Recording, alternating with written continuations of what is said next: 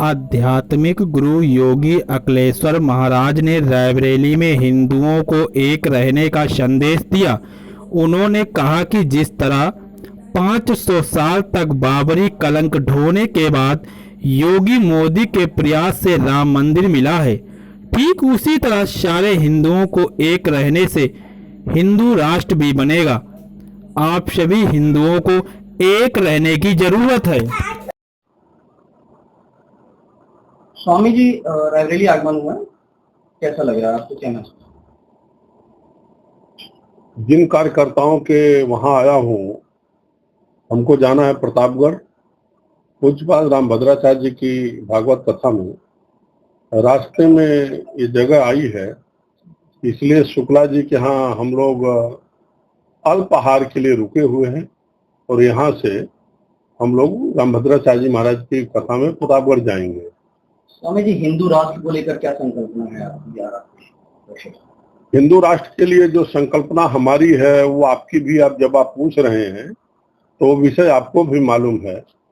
हिंदू राष्ट्र बनाने के लिए सरकार जो कर रही उसे करने देना चाहिए, लेकिन हम सभी को, एक भी व्यक्ति को जातियों में बंटना नहीं चाहिए। हमको ये नहीं हमारे मन में होना चाहिए मैं क्षत्रिय ब्राह्मण वैश्य शूद्र हूँ, अपितु सारे हिंदू समाज को ये मानना चाहिए कि हमारे देश में मात्र दो ही जातियां हैं, एक हिंदू है और एक मुस्लिम है। हिंदू जो है अपने सर्वधर्म की तरफ तो देखता है, लेकिन देश का मुस्लिम कभी भी हमको स्वीकारने के लिए तैयार नहीं है। इसलिए जैसे को तैसा देख करके मात्र दो ही जातियों को मानना चाहिए, एक हिंदू एक मुस्लिम। हमारे यहाँ कहा गया कि ईश्वर अल्लाह की जो 13 नाम सबको सन्मत दे भगवान, ये हिंदू तो मंदिरों में गाता है, हम तो गाते हैं, लेकिन क्या कोई देश का मुस्लिम अपने मस्जिद में गा सकता है? नहीं गाएगा। इसलिए भाईचारे की बात जो है मात्र हम हिंदू और हिंदुओं के साथ रहें, हिंदुओं के साथ रह करके ही करें। ये लोग सुधरने वाले नहीं हैं और हमारी बहन बेटियों की रक्षा के लिए, गाय के लिए, तमाम मठ मंदिरों के लिए हिंदू संगठन होकर के रहना पड़ेगा यदि इस देश को हिंदू राष्ट्र बनाना है तो। लगातार सनातन पे हमला, कौन सी ऐसी पार्टियां हैं जो हिंदुओं को बांटने का प्रयास कर रहे हैं? मुझे तो याद नहीं है, मतलब एक दो नाम तो बता ही सकता हूं मैं। उसमें कांग्रेस है, सपा है, मायावती है उत्तर प्रदेश में, और हैदराबाद में 2-4 कुत्ते भी हैं, और जहां जहां सब हैं, भोंकते रहते हैं, लेकिन उससे वो महत्व की बात नहीं है। हम किसी नेता के पीछे घूमने से अच्छा अपने आप को मजबूत करें।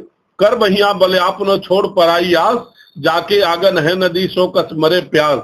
ये आपके यहाँ उत्तर प्रदेश में योगी जैसा मजबूत नेता है, हम देख रहे हैं। राम मंदिर निर्माण हम लोगों ने देखा, भारत के यशस्वी प्रधानमंत्री नरेंद्र भाई मोदी और उत्तर प्रदेश के यशस्वी मुख्यमंत्री योगी जी के अध्यक्षता में हिंदुओं के ऊपर 500 वर्षों का जो कलंक जैसा हम लोगों को बाबरी कलंक था वो गिरा और हम लोगों को राम मंदिर का दर्शन हुआ। उसमें भी टीका टिप्पणी करने वाले हैं, उसकी परवाह छोड़ करके हम लोग एक बने, नेक बने, संगठित बने और जो हिंदू विचारधारा के लोग हैं, हिंदू विचारधारा की पार्टियां हैं, हिंदू विचारधारा के नेता हैं, हिंदुत्व का काम करने वाले हैं, उनको सपोर्ट करना चाहिए। पटेंगे तो करेंगे। मीटिंग हुई थी जेपीसी को, वक्त को लेकर जेपीसी में हंगामा हुआ था, चोट वोट भी लगी थी, बताते गाली गलौज, उसको किस नजरिए से देखें? पतिंगा जब मरता है तो ज्यादा छटपटाता है। ये वक्फ बोर्ड वाले जो हैं उनको पता है कि सही होगा, सही होना चाहिए। ये जो गलत ढंग से देश की जमीनें कब्जा कर लिए हैं, देश की संपत्ति कब्जा कर लिए हैं, वो अब देश के लोगों को मिलने जा रही है। और जब आप पूछ रहे हैं तब मैं जेपीसी के चेयरमैन जगदम्बिका पाल जी को मैं आपके माध्यम से निवेदन करना चाहता हूं कि वो देश की संपत्ति है, जिस हिंदुओं की संपत्ति अवैध ढंग से वक्फ बोर्ड ने कब्जा किया है उसको वापस देना चाहिए। और यदि कोई नाम नहीं निकलता है तो उसको वो संपत्ति देश के प्रधानमंत्री जी का जो कोष है राष्ट्रीय कोष में जमा करा देना चाहिए।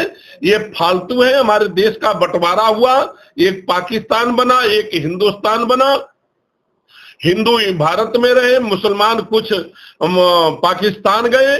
हमारे लाठी वाले बाबा ने तो कह दिया भाई जिसको यहाँ रहना हो यहाँ रह लीजिए, तो उस समय तो इनका कोई था ही नहीं, तो वक्फ बोर्ड की इतनी संपत्ति आई कहाँ? मेरी यदि माने, मैंने तो जेपीसी को लेटर भी लिखा है, पूरी वक्फ बोर्ड जो बोर्ड है उसको ही समाप्त कर देना चाहिए, संपत्ति की बात ही जाना चाहिए, उसको हटा देना चाहिए और हिंदुओं को संपत्ति दे देना चाहिए जिनकी, मैं ये नहीं कहता हूं सबको दे देना चाहिए, जिनकी संपत्ति जहां पर है, जो रिकॉर्ड मिलते हैं उसके आधार पर संपत्ति हिंदुओं को दे देना चाहिए, बाकी की संपत्ति राष्ट्रीय कोष में समाहित कर लेना चाहिए।